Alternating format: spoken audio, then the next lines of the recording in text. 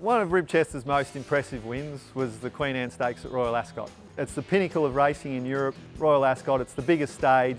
He went there as a hot favourite. It's the opening race on day one of Royal Ascot, and he came out and he asserted himself. He really made a statement. He won in track record time and announced himself as one of the world's real elite horses. Ribchester and William Buick are the Queen Anne winners. He raced the best, he beat the best. So, you know, beyond his maiden debut run, he raced another 15 times, and all those 15 starts were at group level. And his last 11 races were all at Group 1 level, and he won 4 of them. He was the European champion miler at 3 and 4, track record holder for the mile at Royal Ascot, and you can only imagine the quality of horse that's been over that mile trip at Royal Ascot over the years, and not one of them's been able to do it in a faster time than Ribchester. So he really was elite. I was excited about him when I watched him race for Godolphin, and then when I saw him at Kildangan Stud in Ireland in March and saw what an imposing physical he is, we just had to have him here at Kelvinside for this year. I think it's very rare to get a horse of this quality at such an affordable fee. You know, 4-time Group 1 winner, multiple champion miler of Europe, and I guess for us, we're always looking for the perfect outcross, and for me, I think Ribchester could be that. Physically, he's a leggy, scopy horse, which very much complements the blocky, typical Danehill line mare that we're dealing with on a day-to-day basis. And his sire, Ifraj, he's made such an impact in both hemispheres, for ourselves in the Northern Hemisphere and for Hanui Farm in New Zealand, and in particular with the Danehill line. With Daughters of Danehill, there's been 24 runners.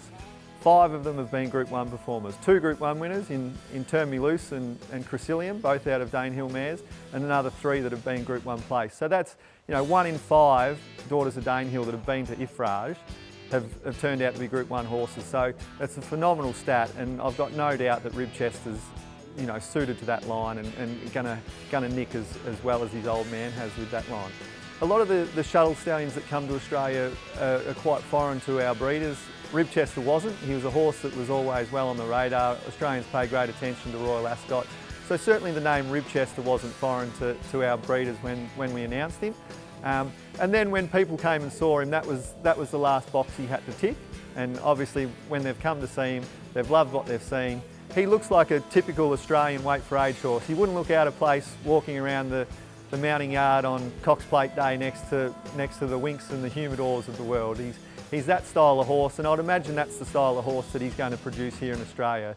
You know, you would think they'll be milers, they'll be tough. He's not too dissimilar to a horse we've had great success with here in Teofilo. He's really going to suit the Australian market with what he produces.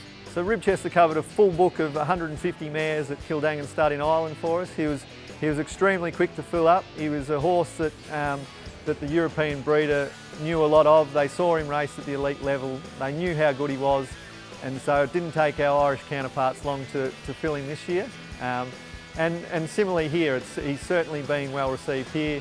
He's got good breeders breeding to him with nice mares from both Australia and New Zealand. Obviously the New Zealand breeders have had great success with his sire Ifraj, and they're certainly willing to have a punt on the best son that Ifraj has produced in Ribchester.